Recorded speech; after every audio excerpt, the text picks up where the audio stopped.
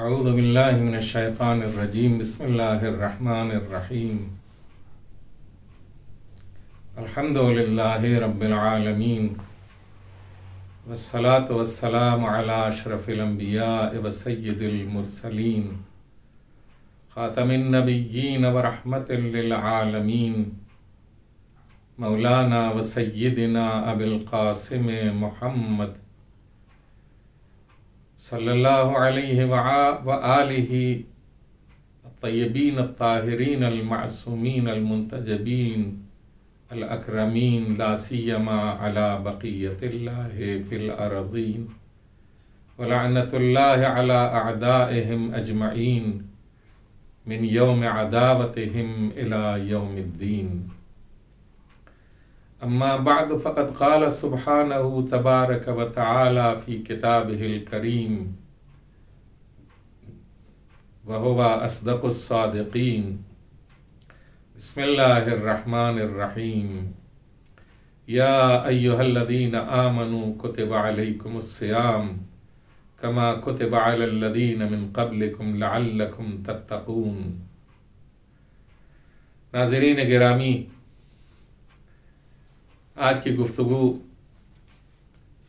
اسی خطبے کے اگلے جملے کے سے متعلق ہے کہ جسے پیغمبر اکرم صلی اللہ علیہ وآلہ وسلم نے روزے سے متعلق ارشاد فرمایا تھا۔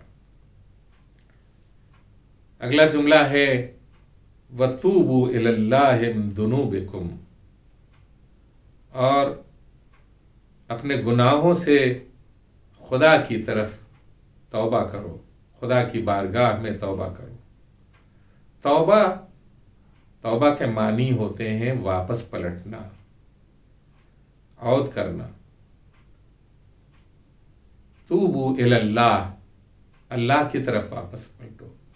من ذنوبکم، اپنے گناہوں سے خدا کی طرف واپس پلٹو۔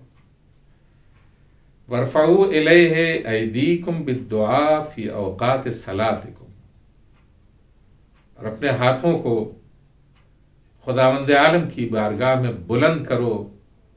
کب؟ فی اوقات صلاتکم، اپنی نمازوں کے اوقات میں۔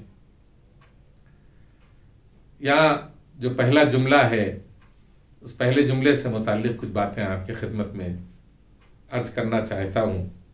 وَتُوبُوا إِلَى اللَّهِ مِن ذُنُوبِكُمْ، توبہ کرو خدا کی جانب، خدا کی بارگاہ میں توبہ کرو اپنے گناہوں سے، یعنی اپنے گناہوں سے واپس پلٹو۔ گناہ کر رہے تھے، اب گناہ سے منہ پھیر کر اپنے خدا کی طرف آؤ، اسے کہتے ہیں توبہ۔ امام صادق علیہ السلام کی ایک حدیث ہے کہ جس میں آپ نے یہ ارشاد فرمایا اذا اذنب الرجل خرج فی قلبہ نقطۃ سوداء، جب کوئی شخص گناہ کرتا ہے تو اس کے دل میں ایک سیاہ نقطہ پیدا ہوتا ہے۔ فإن تاب انمحت، اگر وہ شخص اپنے گناہ سے توبہ کر لیتا ہے تو وہ کالا نقطہ جو دل کے اوپر ابھرا ہوتا ہے وہ مٹ جاتا ہے۔ وإن زاد زادت، اور اگر ایک گناہ کے بعد دوسرا گناہ، دوسرے گناہ کے بعد تیسرا گناہ، اور برابر مسلسل گناہ کرتا جاتا ہے، مختلف گناہ کرتا رہتا ہے، تو یہ کالا نقطہ جو ہے وہ بڑھتا چلا جاتا ہے۔ حتی تغلب علی قلبہ، یہاں تک کہ وہ پورے قلب کو گھیر لیتا ہے، پورے قلب کے اوپر سیاہ دھبا پیدا ہو جاتا ہے، یہ اس کے گناہ کی وجہ سے۔ فلا یصلح بعدہا ابدا، پھر اب اس کے بعد کسی طرح کی اصلاح کا امکان ہرگز باقی نہیں رہ جاتا۔ یعنی وہ سیاہ نقطہ جو پورے دل کے اوپر حاوی ہو جاتا ہے، پھر انسان اتنا شقی اور اتنا جری ہو جاتا ہے کہ گناہ پہ گناہ کرتا جاتا ہے اور گناہ میں لذت محسوس کرنے لگتا ہے۔ توبہ جو ہے وہ بہترین ذریعہ ہے کہ انسان اپنے اس دل کی سیاہی کو کسی بھی طرح سے اگر دھونا چاہے تو صرف ایک ہی پانی ہے، جس پانی کا نام ہے توبہ۔ اسی آب حیات سے وہ اپنے سیاہ دل کو، سیاہ قلب کو اگر دھونا چاہے تو دھو سکتا ہے۔ پیغمبر پروردگار عالم نے متعدد جگہوں کے اوپر قرآن کریم میں اس کی تاکید کی ہے، توبوا الی اللہ جمیعا ایھا المؤمنون لعلکم تفلحون۔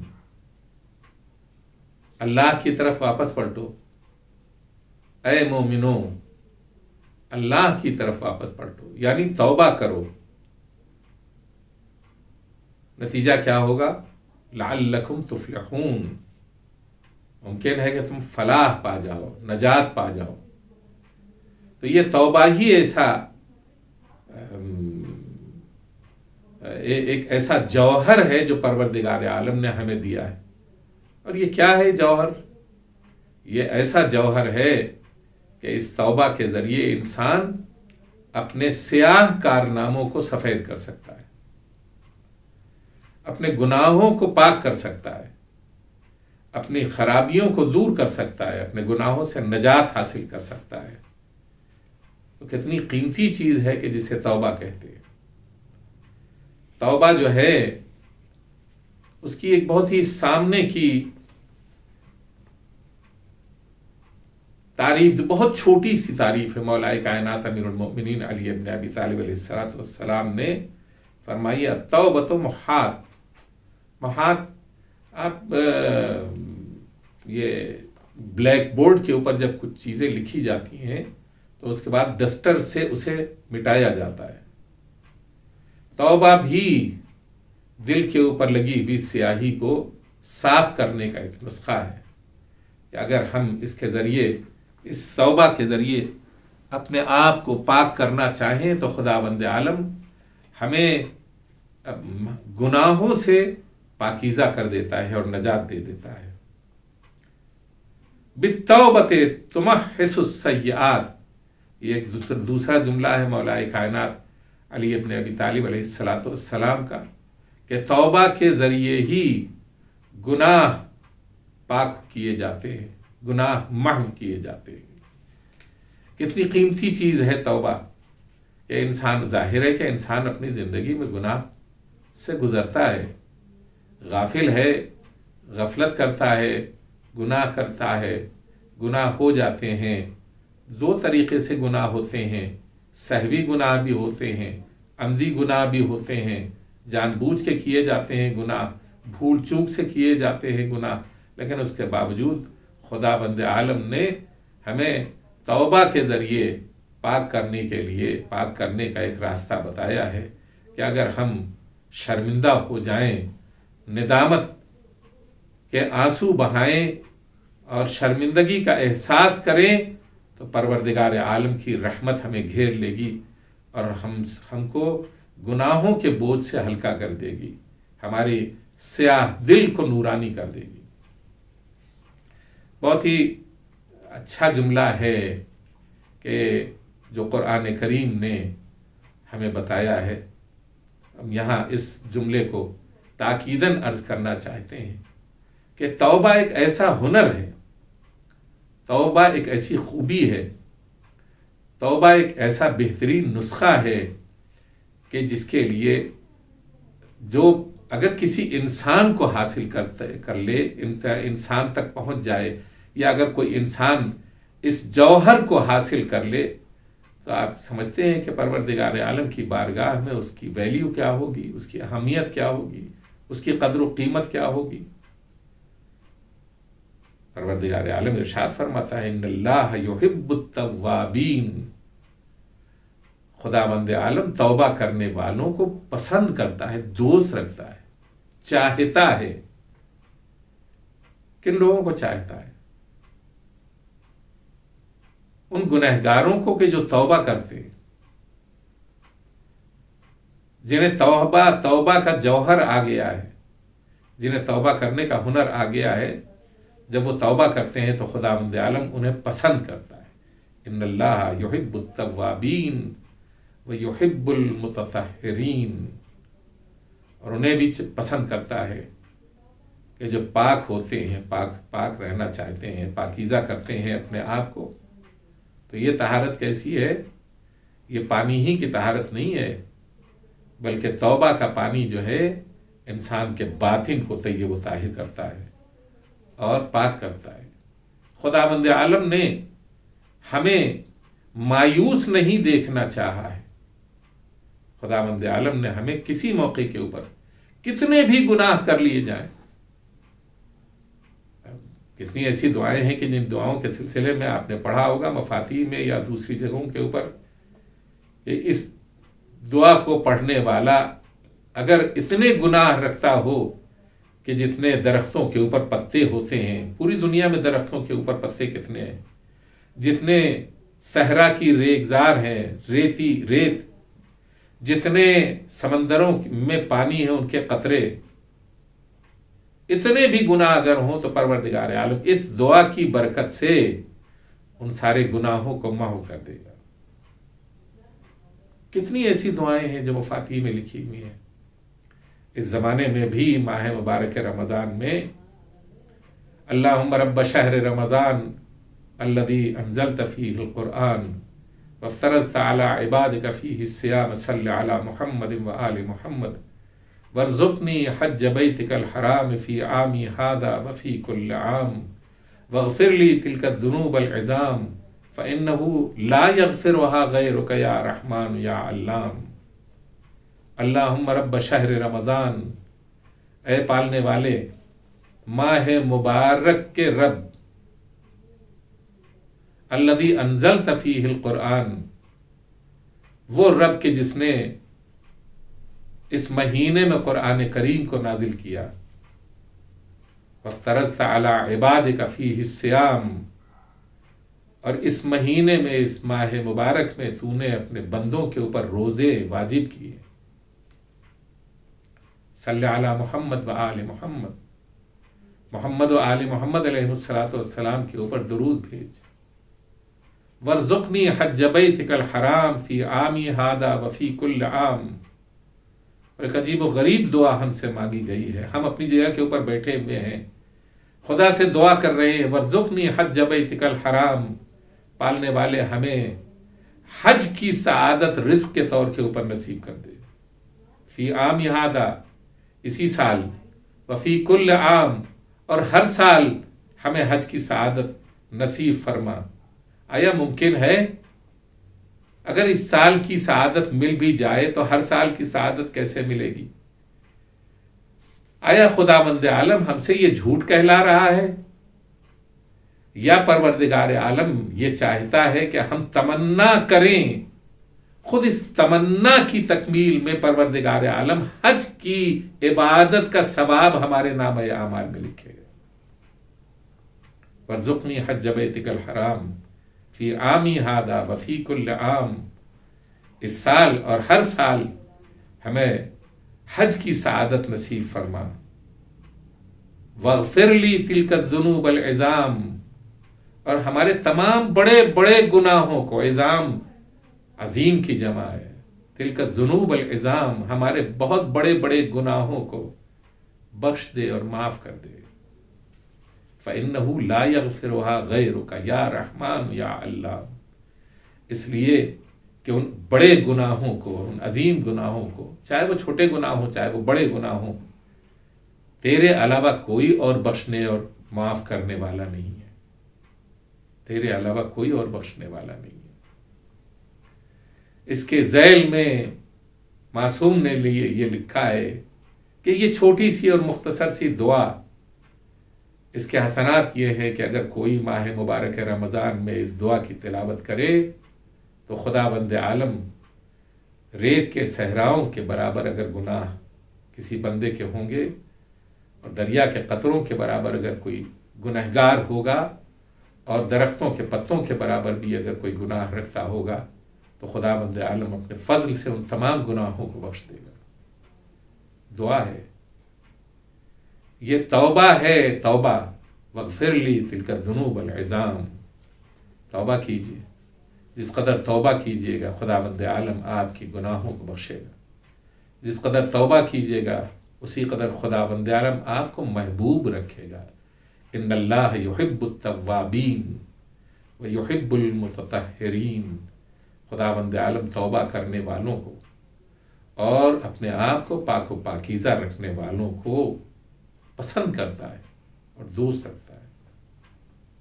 مولا کائنات علی ابن ابی طالب علیہ السلام کا ایک جملہ ہے، اسے ہمیشہ یاد رکھیے۔ آپ فرماتے ہیں التوبۃ ندم بالقلب واستغفار باللسان وترک بالجوارح وازمار اللہ یعود۔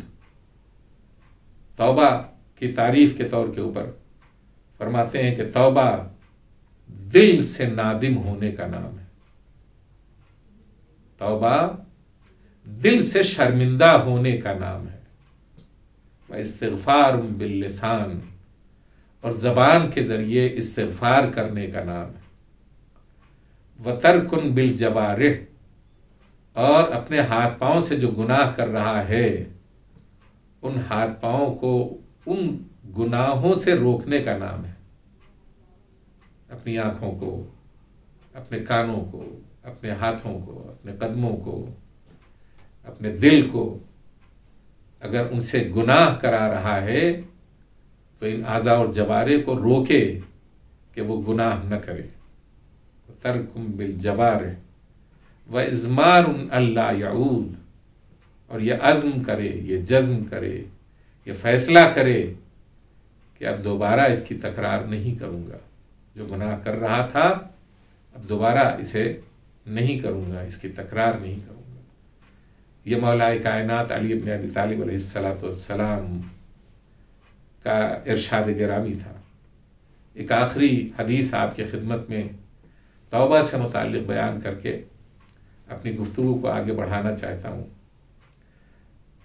امام محمد باقر علیہ السلام یہ ارشاد فرماتے ہیں المقیم علی الذنب وہو مستغفر منہ، گناہ کے اوپر باقی رہنے والا انسان، اور وہ کہ جو گناہ کے اوپر باقی بھی رہے اور توبہ بھی کرتا رہے، استغفار بھی کرتا رہے، کل مستہزئ، ایسے شخص کے مانند ہے کہ جو خدا کا مذاق اڑا رہا ہے،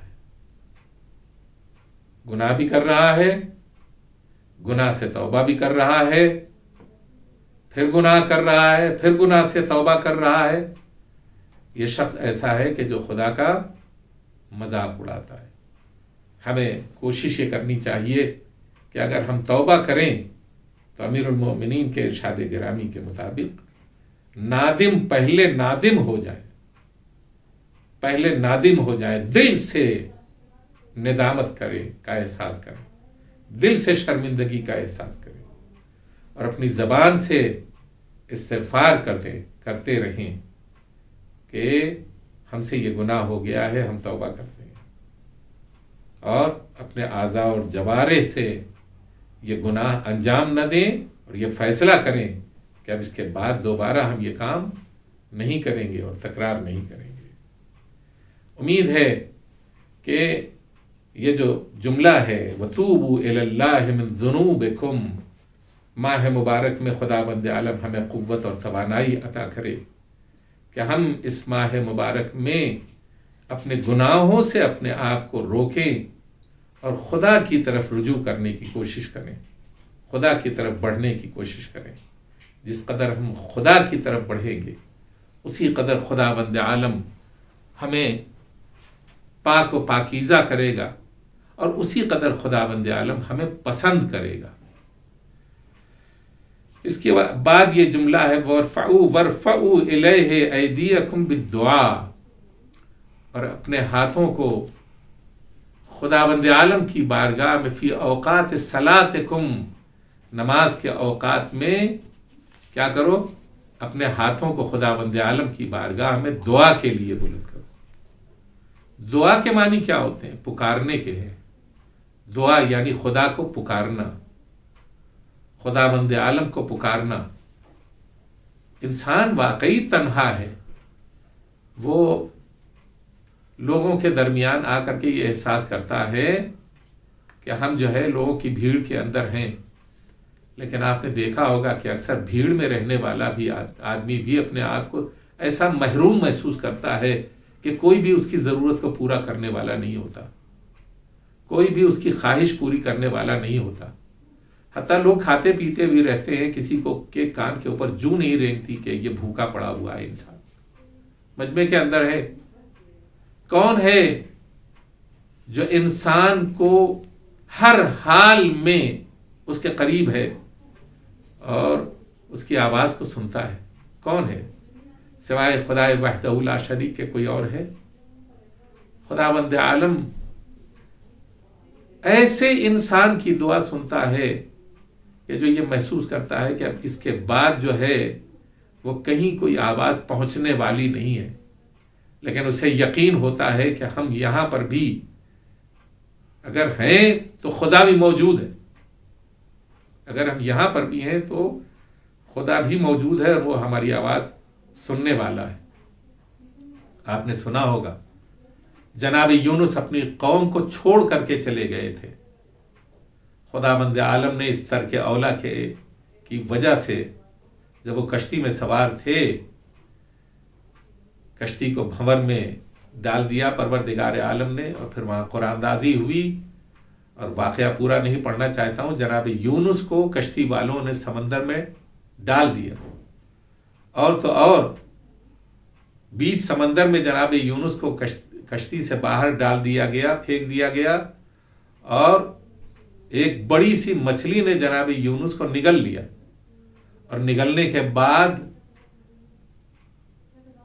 سینکڑوں ہزاروں میٹر کی گہرائی میں, سینکڑوں میٹر کی گہرائی میں بیٹھ گئی جا کر کے, یا وہ مختلف جگہوں کے اوپر سفر کرتی رہی جناب یونس کو لیے ہوئے. جناب یونس اس تاریکی میں, اس اندھیرے میں, مچھلی کے پیٹ میں کہ جہاں سے اب زندہ نکلنے کا کوئی امکان نہیں ہے, وہاں بھی انہیں یقین ہے کہ ہمارا خدا یہاں موجود ہے, اس لیے کہ میں موجود ہوں, میں بھی بول رہا ہوں, میری آواز کا سننے والا موجود ہے.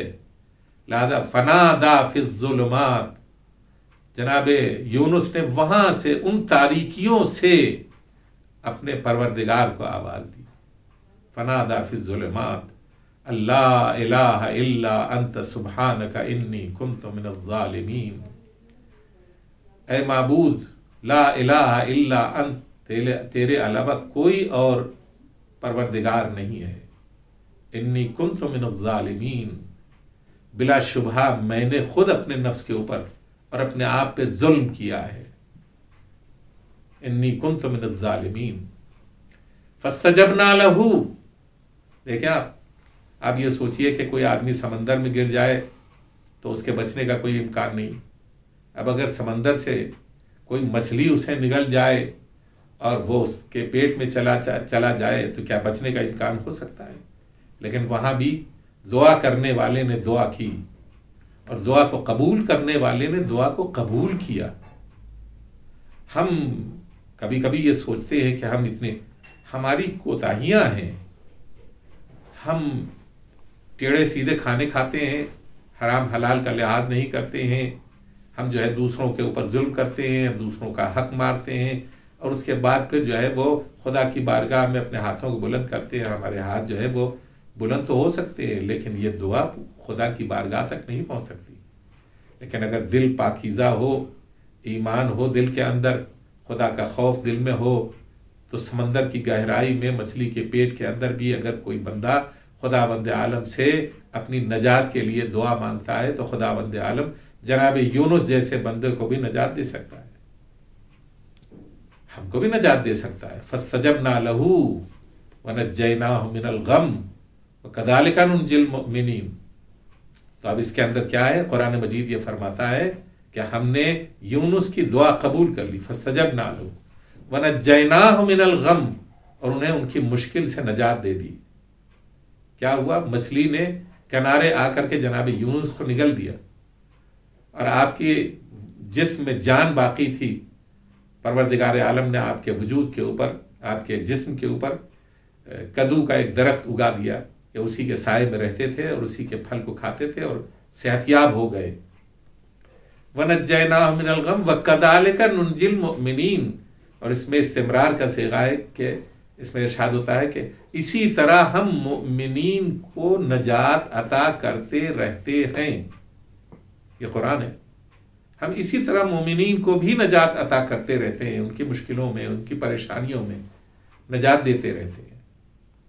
تو ہم خداوند عالم کی بارگاہ میں اگر دعا کریں اور سچے دل سے دعا کریں اور اس کا خوف اپنے دل میں رکھیں اور اپنے آپ کو پاکیزہ رکھیں، گناہوں سے اپنے آپ کو دور رکھیں، اپنی زبان کو طیب و طاہر کریں، تو خداوند عالم یقیناً ہماری دعا قبول کرے.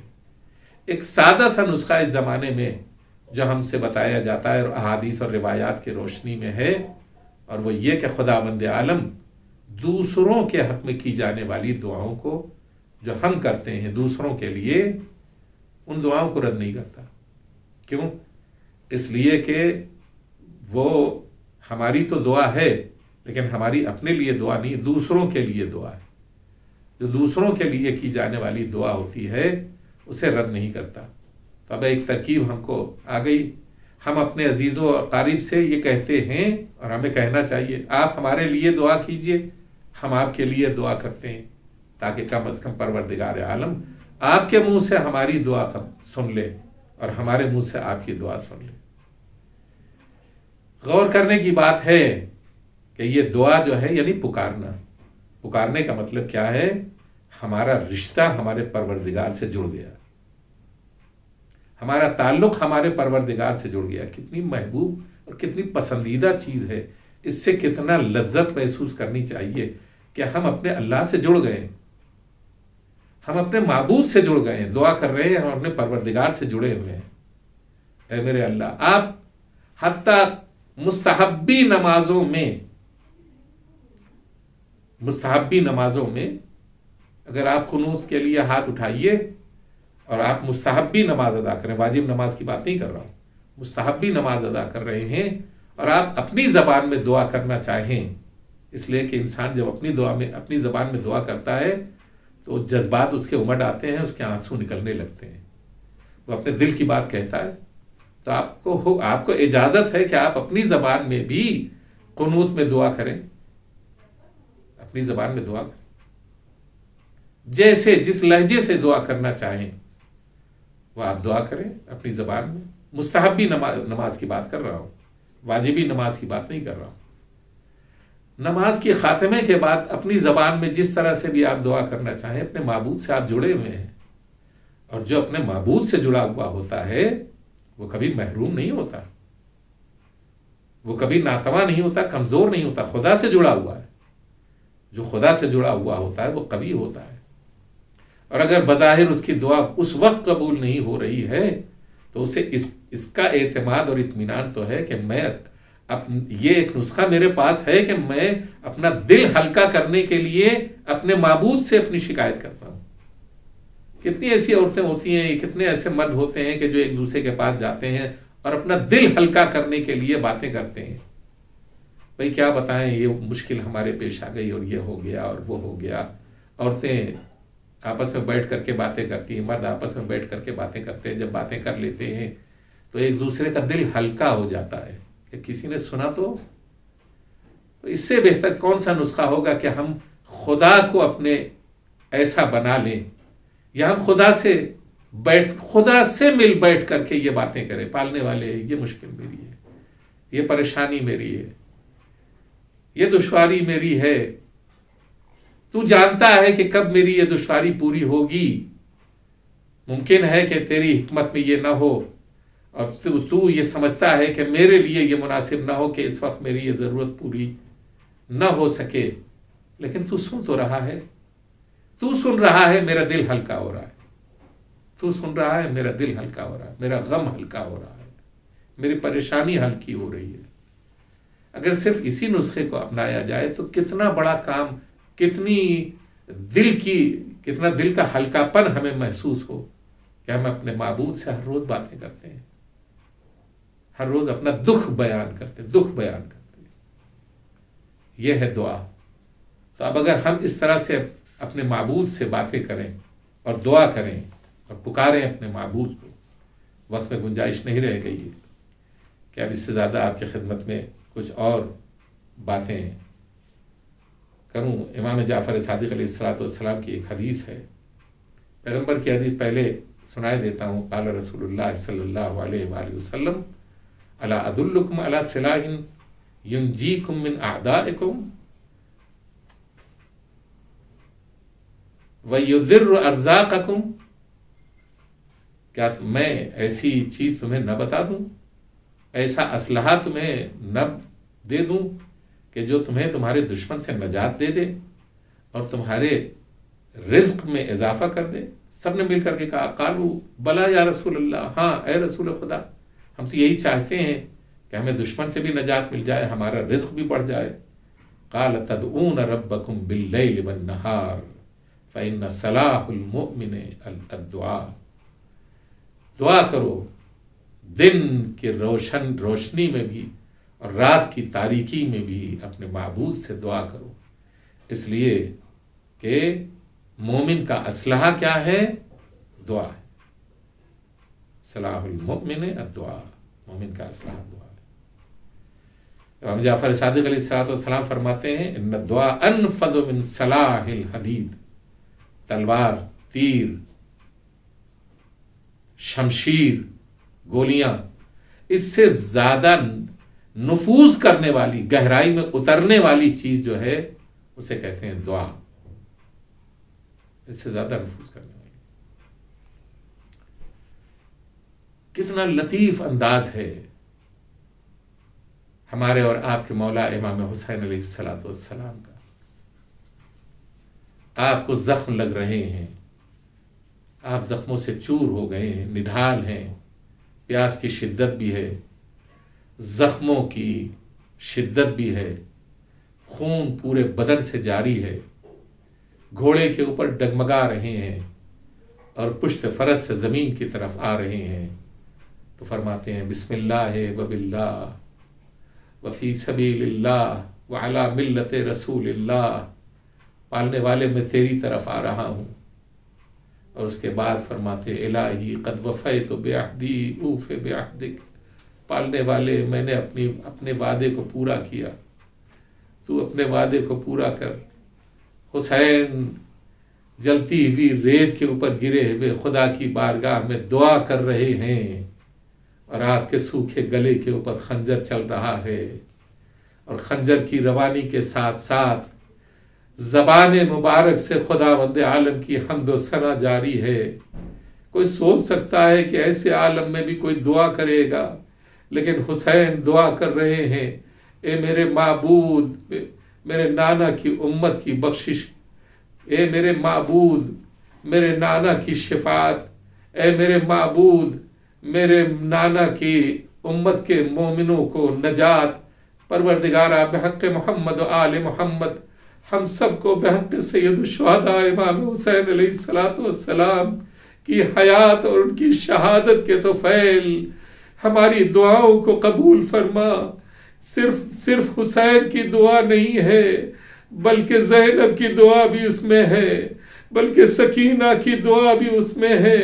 سکینہ نے بھی اپنے ننھے ہاتھوں کو اٹھا کر دعا مانگی ہوگی پالنے والے میرے بابا کی شہادت کو قبول فرما. اور تو اور جب مقتل میں جناب زینب تشریف لائی سکینہ کو تلاش کرتی ہوئی، تو ایسے موقع کے اوپر دیکھا سکینہ لاش کے ٹکڑوں سے لپٹی ہوئی آرام کر رہی ہے. ایک مرتبہ فرماتی ہے انت اخی، کیا تو ہی میرا بھائی ہے؟ اور اس رات کی تاریکی میں لاش کے ٹکڑوں کو بٹور کر زینب نے اپنے ہاتھوں میں لیا اور فرمایا اللہم ربنا تقبل هذا القربان، پالنے والے ہمارے محمد سے یہ قربانی قبول کر لے. وَسَيَعْلَمُ الَّذِينَ ظَلَمُوا أَيَّ مُنقَلَبٍ يَنقَلِبُونَ.